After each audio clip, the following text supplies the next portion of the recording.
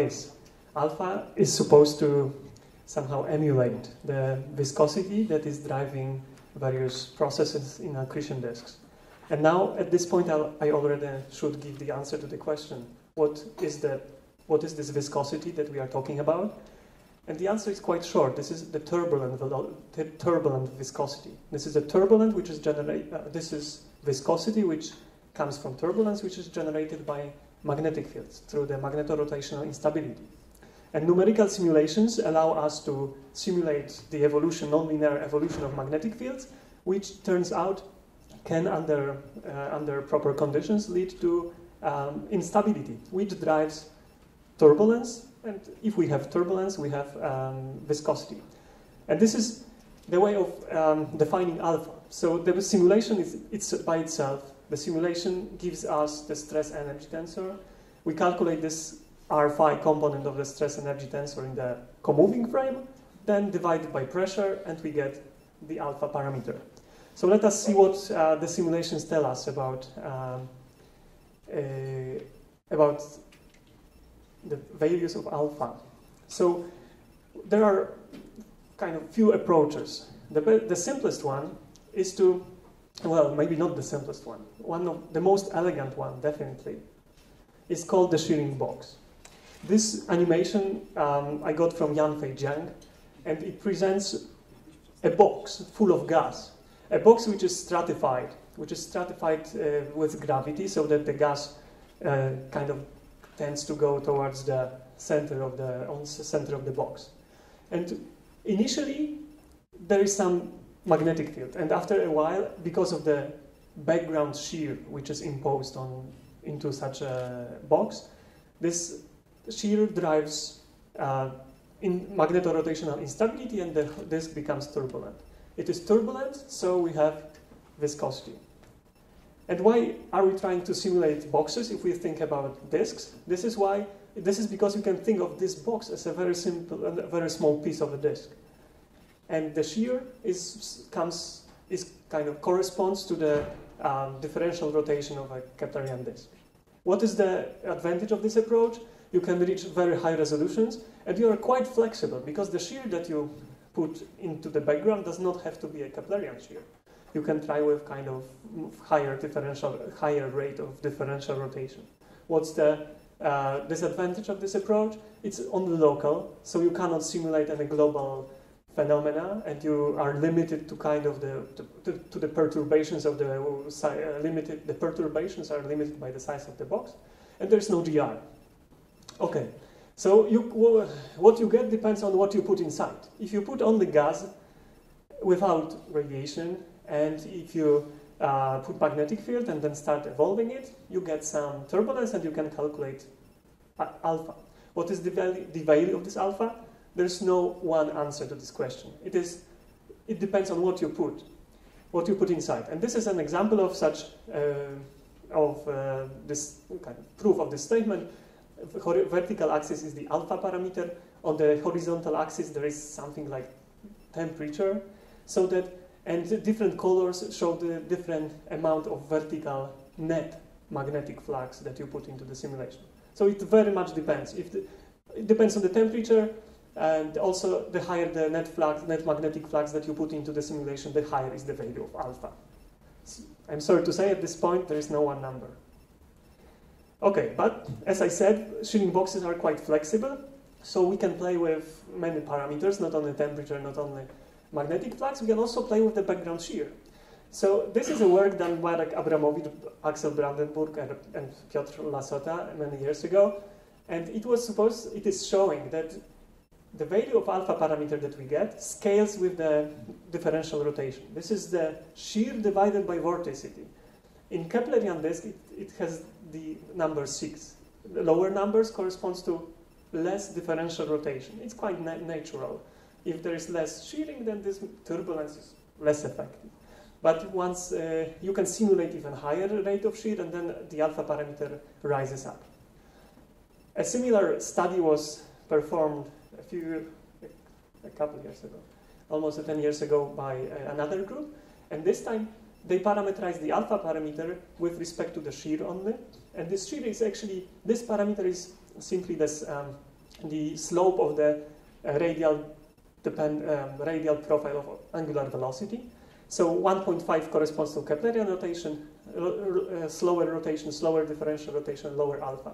And you can parameterize it with, well, kind of approximate it with a power law with not well-defined value of the slope of the exponent.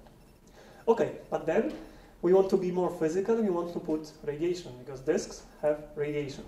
And then we have kind of two classes of models that we can consider. The first one is refers to disks in dwarf novae that Piotr has just been talking about.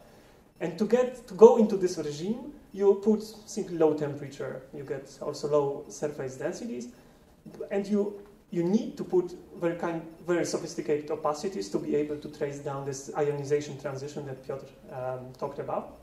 If you want to solve for black hole binaries, you need to go to higher temperatures, and so far only simple opacities have been implemented, but of course there is room for improvement because the opacities do not play the major role in this approach.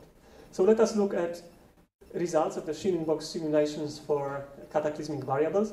This is the still not yet published work done by Shigenobu Hirose, Omer Bless, and it presents us the S-curves that we have just seen. We have just seen in Piotr's talk, and on the top of them there are stationary solutions of Shearing boxes with radiation. So these are the lines show the theoretical solutions, and the color points show the numerical solution. And alpha is color coded, so that we have the low branch, and the low branch has the alpha velocity, alpha of the order of 10 to minus 2, which is consistent with what Piotr and Ivona assume, but this is not the crucial number. The crucial number is here. So it does not form a single branch, which is kind of anticipated by the modeling of the explosions. Instead, the value of alpha is the highest at the lower at the edge of this higher branch, and then decreases, reaching values like what 10 to 0.02, 0.04. It is still the open question. If it seems like this is not enough, because Piotr was advertising single branch with the number of 0.1. However, it is as he told me yesterday, it is not clear that this is not enough. It has to be tested if the value of alpha, which is here, which is 0.1, which is the one which observations suggest, can kind of efficiently affect the whole branch. If this is not the case, then what is wrong in this simulation? Well, there is no magnetic flux included into this simulation, and we know that magnetic flux affects the value of alpha, and still there are some numerical issues which are still possible, but which one should take into account, but this is the current state-of-art result. Let's go to black hole binaries, and this topic has already been touched by Yu-Fu Lu. So this is a similar S-curve, but for much higher surface densities and corresponding for higher temperatures. And these are equilibrium solutions obtained by Hirose in 2009. And we now know that these solutions at the unstable branch, which they claimed are stable, are not necessarily stable. The numerical codes until recently did not agree, but there has recently been work done by Yanfei Jiang and Jim Stone's group, which Yu-Fu also mentioned, who have proven that if you take sufficiently large box and you do not and your boundary conditions do not affect the evolution of gas and the magnetic fields, then the disks are really unstable and collapse or expand. Okay, but both groups agree on the point that the alpha that they measure best scales with the total pressure, not the gas pressure, not the geometrical mean of gas and radiation pressure, but best scales with the total pressure, and the values of the alpha parameter are more close to 0.02. They are definitely not 0.1 or larger. Okay, I have been talking about Shearing boxes, but there are no boxes in the world. So we need to go to something else. And what's the next step? next step is to perform a global simulation. Global simulation, namely to simulate kind of a real accretion disk. But it has huge disadvantages. One huge disadvantage, which is the resolution. The computational power limits the what we can get, and therefore the resolution is very limited. But this is really global, so there are kind of modes propagating throughout the disk, and in this approach one can hope to simulate viscous instability as well, not only thermal instability.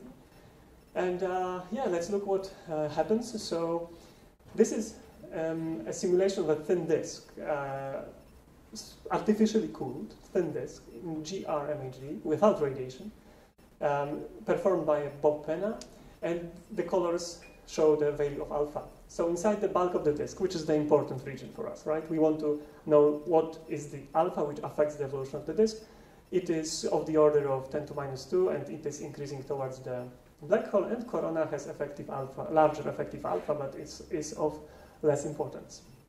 Let us now extract the radial profile inside the bulk of the disk, and the points show that profile, so that far away we are close to like 0.02, 0.03, then alpha increases. Why does it increase? We believe that it increases because of the increase of the background shear. In Keplerian gravitational field, for Keplerian rotation, shear is always 3/2, but in relativistic flows, the closer you are to the black hole, the effective shear increases. So the blue line, which is plotted here, presents kind of a fit to the underlying shear, so that we take the velocities, real velocities from the simulation, calculate the shear parameter, take the 6th power, and it kind of very well, this is the red line, follows the increase of the alpha, which is generated in the simulation. So this is kind of relatively well established. However, there is increase and drop of the effective alpha when we get closer to the horizon. And it is definitely not because of the shear. The shear inside the marginally stable orbit drops instead of increasing. So Bob Penna has developed this model in which well, he kind of noticed that inside the ISCO, where there is a plunging region, this is not the turbulent part which dominates the stress energy tensor, but this is kind of a global net large-scale flux, magnetic flux, which dominates the R phi component of the stress energy tensor.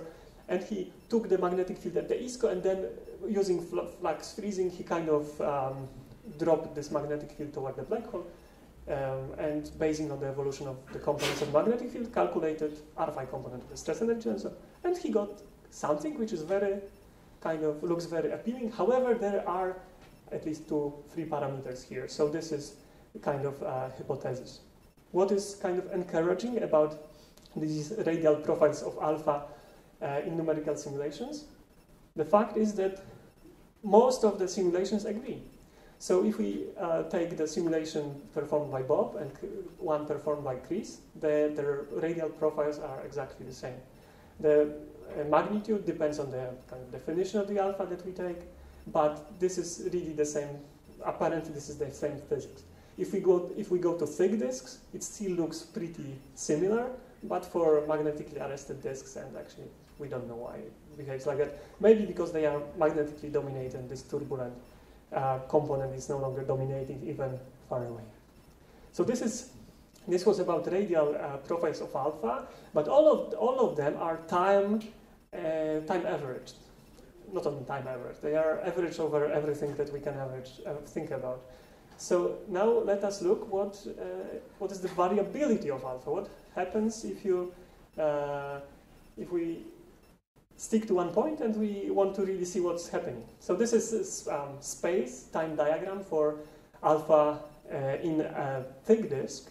So this is radius, this is 10, this is 100, and this is time. It spans pretty long range of time, and color-coded is alpha. So it agrees with the previous picture. It's low far away, it's high around ISCO and drops down.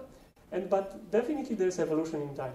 So let us now look closer into this evolution, and now let's first take radial profiles. So I will slice this plot along these 3 lines, and this is what we get. with the dashed line is the dashed line denotes the average alpha, and you see how much it varies. It does vary a lot. Now let's go back to this, and this time takes vertical slices. So we fix radius, and we look at the time variability of this alpha parameter at fixed radius. And this is what we get. So once again, the further you are, the lower is the value of alpha. The closer you are, alpha is the larger is alpha. And if you calculate the fractional variability, it is comparable in at all three radii. If we have time evolution at given radius, we can calculate power spectral density. And it seems like that all of independently of the radius, they kind of follow the same structure, which is a broken power law with a break at frequency corresponding to 2 or 3 orbital periods. So we did this exercise, looked at 3 different accretion disk models, a thick magnetically arrested disk and a thin disk, and then kind of parameterized the variability of alpha by calculating the fractional variability, breaks, slopes in the power spectral density, and the break. One more quantity which is important for this is the kind of range of autocorrelation, which for both of them seems to be consistent with this disk scale height. Why is this important? Why should one bother about variability of alpha? Well, one kind of application that I want to mention was done by it was a separate project, but this variability project was kind of motivated by this. So Agnieszka Janiuk recently took non-stationary code which involves black hole accretion disks, and in this regime of radiation pressure dominated solutions, she got outbursts, she got a limit cycle, and then she kind of played with the alpha variability and assume this is for a constant value of alpha, and then she started to play assuming cells. She started to impose some artificial variability of alpha, and once the alpha starts to really kind of vary a lot, then effectively this instability kind of disappears. And this is kind of, because you have like a superposition of hundreds of instabilities because of this changing alpha, and they kind of tend to cancel each other. This is an idea. It would be interesting to see what happens if we plug in kind of realistic variability of alpha. Finally, the summary. The summary is that simulations generate self-consistently